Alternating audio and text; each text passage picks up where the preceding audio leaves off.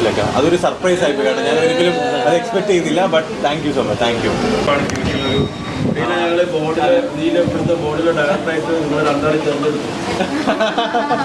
ഈ സ്ഥാപനത്തിനെ പ്രൊമോട്ട് ചെയ്യാൻ വേണ്ടി ഇതിന്റെ ബ്രാൻഡ് അംബാസഡറായിട്ട് റോബിന്റെയും പൊളിനെയും നമ്മൾ തെരഞ്ഞെടുത്ത് സെലക്ട് ചെയ്ത് കഴിഞ്ഞു.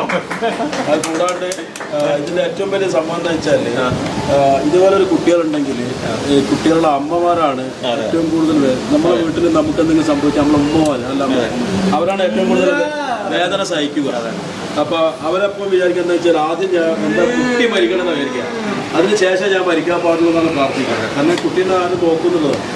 അപ്പൊ ഇതുപോലുള്ള സംരംഭത്തിൽ നമ്മളപ്പോൾ അമ്മമാരോടാണ് നമ്മൾ പ്രത്യേകിച്ച് ഈ ഒരു കടപ്പാടും ഇവരെ സപ്പോർട്ട് ചെയ്യുന്നത്. അമ്മമാർക്ക് നമ്മുടെ സ്വന്തം അമ്മക്ക് സപ്പോർട്ട് ചെയ്യുന്ന മാതിരിയാണ് നമ്മൾ ഉറപ്പാണ് നമ്മൾ ഇതുപോലെ കുട്ടികൾ അല്ല. കാരണം ഇപ്പം അവർക്ക് ഉള്ളതിനെക്കാട്ടിയും ആ ഒരു വേദനയും അല്ലെങ്കിൽ ആ ഒരു ഇമോഷനെയും അവരുടെ പാരൻസിനാണ്, അത് അമ്മമാർക്കാണ് കൂടുതലെങ്കിലും അച്ഛനും അതിനനുസരിച്ചുള്ള തുല്യമായിട്ടുള്ള ഇതുണ്ട്. പക്ഷേ കൂടുതൽ ഇവരേറ്റ് ഞാനിവിടെ കണ്ടത് കൂടുതൽ അമ്മമാരാണ് കണ്ടത്. പിന്നെ അമ്മമാരൊക്കെ രാവിലെ എണീച്ച് ജോലിക്ക് പോകും, പിന്നെ ഒരു കുറച്ച് സമയങ്ങളാണ്. പക്ഷെ കൂടുതൽ ഒരു 24 hours ഒരു കല്യാണത്തിന് പോകില്ല, അല്ലെങ്കിൽ ഒരു സൽക്കാരത്തിന് പോകില്ല. അമ്മമാരെ ഫുൾ ടൈം വരെ കൂടിയാണ്.